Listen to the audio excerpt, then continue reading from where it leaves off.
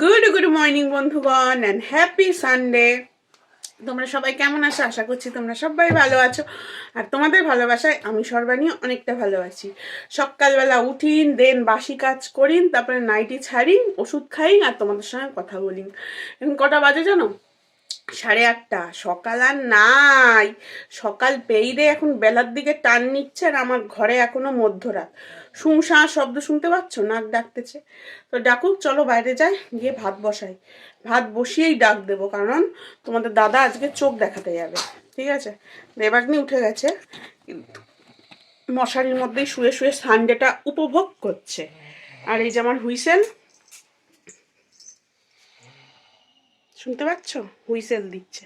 তো চলো ভাতটা বসিয়ে দিই। হ্যাঁ, দেবাগ্নি হাসছে হুইসেল শুনে। হুইসেল বুঝেছো তোমরা কি? নাক ডাকা। সানডে মানেই নতুন রুটিন করেছি আমি, এই ধরো 2-2.5 মাস। সেটা হচ্ছে সেদ্ধ ভাত। আর আজকে আমি আর মাই শুধুমাত্র সকালে খাবো, দেবাগ্নির ফাদার খাবে না। এর জন্য আমাদের জন্য বেগুন আলু ভাতে। এটা আমার খুব ভালো লাগে, মায়েরও ভালোবাসে। এই ক্যামেরাখান কিন্তু আমি লুইকে লুইকে করছি, বিকজ বরমশাই কাজ করছে, হাতে ঝাঁটা নিয়েছে, সে এখন ঝাড় দেওয়ার দায়িত্ব তার। মানে বাড়ি থাকলে সেই ঝাড় ঝুট দিয়ে দিচ্ছে, কাচাকুচি তো সেই করছে, যেন আমি লুইকে লুইকে ক্যামেরা করে দিচ্ছি। মানে কাউকে বলা যাবে না। দেখো ঘরও গোছানো কমপ্লিট হয়ে গেছে, মানে এই বিছানাটা নিজেই তুলেছে। যাই হোক, একটু দাঁত বেরিয়ে আছে ওই বিছানা ক্যাথার, ওগুলো ঠিক করে নিলাম। নিয়ে ওর আজকে প্রচুর কাজ, বেরোতে হবে, চোখ দেখানো আছে, তারপরে বাথরুম পরিষ্কার করবে, ছাদ পরিষ্কার করবে, ঘরেরও কিছু কাজ রয়েছে। তাছাড়া ও যাবে আজকে এমসে আজকে হচ্ছে উদ্বোধন। আগের থেকেই সবাই রুগী টুগি দেখে, কিন্তু তবুও সর্বসাধারণের জন্য আজকে আর কি খুলে যাবে। তো আমি জামা কাপড়গুলো একটু ভিজিয়ে দিলাম, বসে বসে ভেজানো এত আর কেমন কোনো খাটনি না। আমি ভিজিয়ে রাখলাম, ও পরে কেচে দেবে খুনি। আর দেখেছো কত জমে গেছে। এদিকে এসে আবার রন্ধনশালা জয়েন করলাম, তেলটা ঢেলে নিই। আর আমার কোটো কাটার হাল কি বেহাল, এগুলো আবার সব পরিষ্কার করতে হবে জানো তো। আগে কি হতো বলো তো, তেল শেষ হয়ে যেত, তেলের কোটো সঙ্গে সঙ্গে পরিষ্কার করে ফেলতাম। নুন শেষ হয়ে গেল, নুনের কোটোটা পরিষ্কার করে ফেলতাম। কিন্তু এখন আর সেটা করা হচ্ছে না। হাঁড়ির মধ্যে রেখে দিই কেন বলো তো, কিছুটা তেল ঢাললাম আর কিছুটা তেল যাবে ঠাকুরের ওইখানে। আগে হাত ধুয়ে নিয়েছি অবশ্য। সকালের খাওয়া দাওয়া কমপ্লিট, এবার দুপুরের রান্নার দিকে মন দিতে হবে, আবার গিয়ে অফিস ঘর জয়েন করব। আর আমার এই প্রত্যেক সপ্তাহে শুধুমাত্র রবিবার বাদে প্রত্যেক দিনই তো তোমরা জানোই, একেবারে সকালের শিফটে আমি রান্নাঘর জয়েন করি, করে একেবারে যা রান্না বান্না যা করে রাখি ওটাই সকালে হয়। দুপুরে আবার ওইটা দিয়েই চাইলে দিই, মানে সকালে তরকারি দিয়ে রুটি খাওয়া হয়, দুপুরে হয়তো ডাল থাকুক বা কোনো কিছু ঝোল থাকুক, আবার সেই ছোটোর যে তরকারিটা করি রুটির সঙ্গে সেটাও একটু থেকে যায়, সেটা দিয়েও ভাত চলে যায়। কিন্তু রবিবার ফান্ডে হলে একটু তো কামড়ে থাকবেই, কারণ বরমশাই একটা দিন বাড়ি থাকে। এই জন্য 3 শিফটেই আমার রান্নাঘর ওপেন হয়, 3 শিফটেই রান্না করতে হয়। আর এই দেখো দেবাগ্নির কর্ম, সারা খাট এরকম ছড়িয়ে রাখবে। এই দেখো এই ট্যাবলেটের এগুলো কেটে কেটে কী বানাচ্ছে, কী হচ্ছে ভগবানই জানে। তো আজকে না একটুখানি ধর্ম সংকটে আমি পড়ে গেছি। তার কারণ কি বলো তো, আজকে আমাদের গ্রামে হচ্ছে অষ্টম প্রহর। আর অষ্টম প্রহরে না, মানে পুরো গ্রামেই কাউকে আঁশ রান্না করতে নেই, মানে মাছ মাংস কিছু রান্না করতে নেই, নিরামিষ খেতে হয়। তো নিরামিষ, তাও আবার সানডে, কী হবে ভাবতে ভাবতে দেবাগ্নির স্বাদ হয়েছে। কি খাবি মাম্মা? বলো বলো তুমি আজকে কি খাবে? জোরে, আমারই কানে অবধি পৌঁছালো না তো ক্যামেরা কি করে ক্যাচ করবে? বলো কি খাবে, জোরে বলো। পোলাও আর আলুর দম। ওর বাবা বলছিল পনির খা, পনির ভালো লাগে পোলাওয়ের সঙ্গে। কিছুতেই মেয়ে শুনবে না, আলুর দমই খাবে। তো চলো দেখি করা যাক। এই সকালবেলা জামাটা আমি ধুয়ে দিয়েছি ভালো করে, কারণ পেপার নেই ঘরে, জামার উপরেই চালটা ছড়িয়ে দেবো। আর ধর্ম সংকট এই কারণেই বললাম, সেটা হচ্ছে পোলাও আমার দ্বারা ভালো হয় না, ওই বিষয়ে আমি মেকানিক ভালো না। বিরিয়ানি যাও বা হয়, ফ্রায়েড রাইসও হয়, পোলাও ঝরঝরে হয় না। দেখি চেষ্টা করে কতদূর হয়। প্রায় 2 কিলো চাল নিয়ে এসছে, কারণ আমরা বাড়ির আজকে মেম্বার অনেকেই, দিদিও বাড়ি আছে, সবাই বাড়ি আছে, এর জন্য 2বার খাবো এই হিসাবে করা। যদিও দিদি আজকে উপোস করেছে, আজকে আমাদের মালসা ভোগ।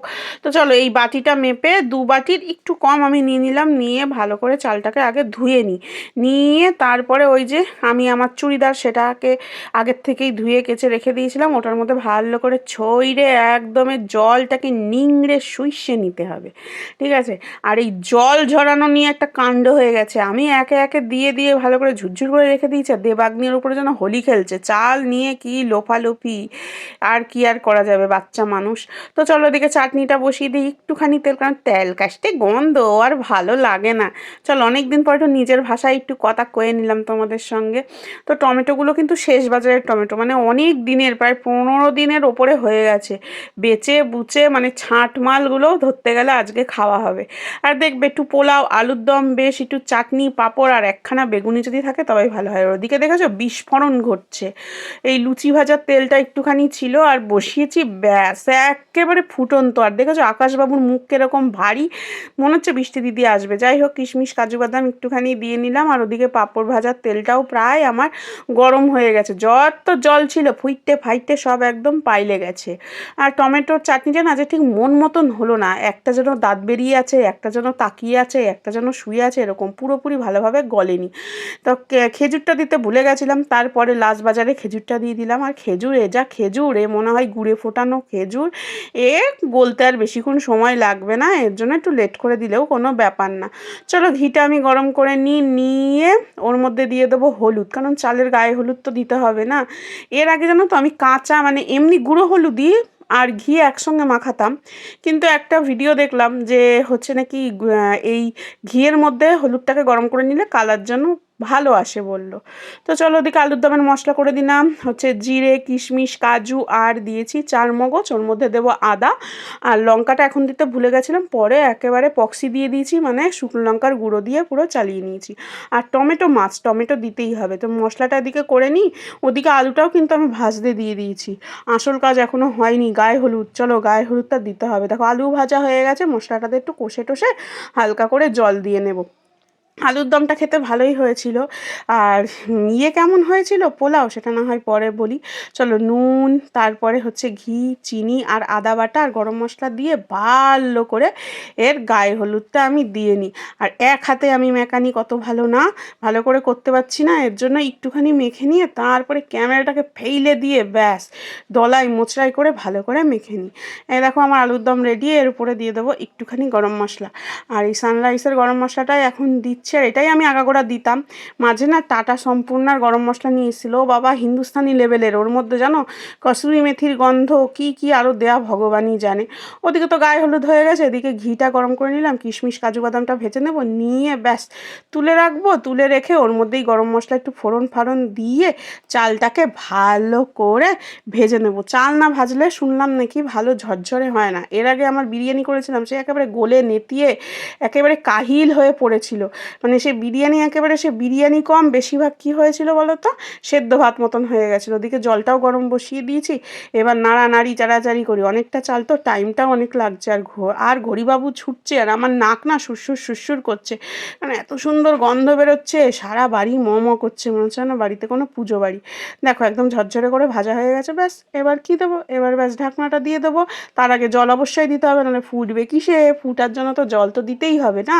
তো জল দিয়ে এবার আমার ছুটি, আমি একটু ঘরে গিয়ে অন্যান্য কাজগুলো সেরে নিই, ঠিক আছে। আর এখন তোমাদের একটা কথা বলে নিই, সেটা কি বলো তো, আমার কিন্তু একটুখানি জলটা না কম হয়েছিল, ঠিক আছে। বলেছিল দ্বিগুণ জল দিতে, তো দ্বিগুণ জলই দিয়েছি। সব সময় যা দেখায় ঠিক দেখায় না, কিছুটা চোখের ভুলও থাকে। চলো রান্না সান্না কমপ্লিট। আর ওইদিকে দেবাগ্নির ফাদা সব কেচে টেচে স্নান করে আসবে, ওকে খেতে দেবো, দিয়ে আমি স্নান করতে যাব। তার আগে ভালো করে তেল দিয়ে নিই মাথায়। জীবনের সব রুটিন পাল্টে গেছে গো, সব রুটিন। আগে সানডে মানেই চুলে শ্যাম্পু, আর এখন সানডে মানে তেল দিয়ে রাখছি। কবে যে শ্যাম্পু করছি নিজেরও ঠিক নেই। আচ্ছা এই পরিস্থিতি, এখনই তো সবে কলির সন্ধ্যা, পরে কি হবে কে জানে। এখনই আমি এত গলে গলে যাচ্ছি, পরে তো মনে হয় একেবারে পুরো লিকুইড হয়ে যাব। চলো ভালো করে তেল দিয়ে দিই, যত তেল দিই তত যেন শান্তি হয়, মাথাটা যেন ঠান্ডা হয় আমার।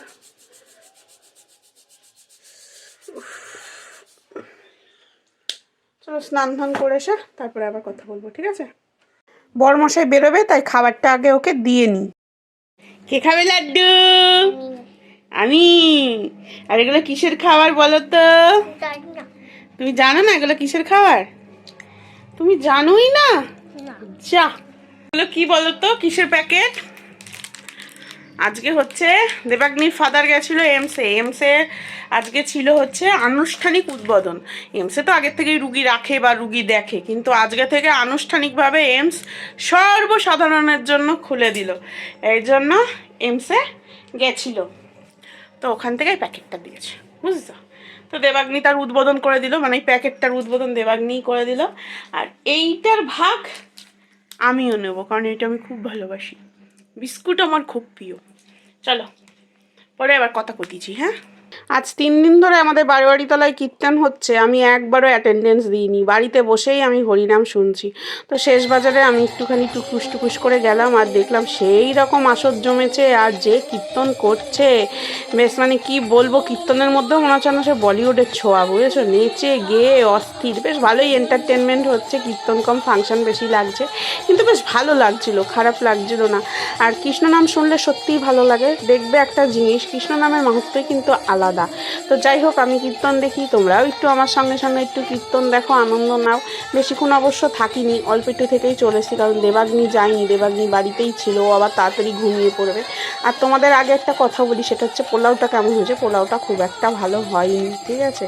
সেই পোলাও আমার পরের দিন পর্যন্ত টানতে হয়েছে। ইউটিউবে যা দেখায় না, সব সময় ঠিক দেখায় না, কিছুটা ব্যাপার চোখে ধুলো দেওয়াও থাকে।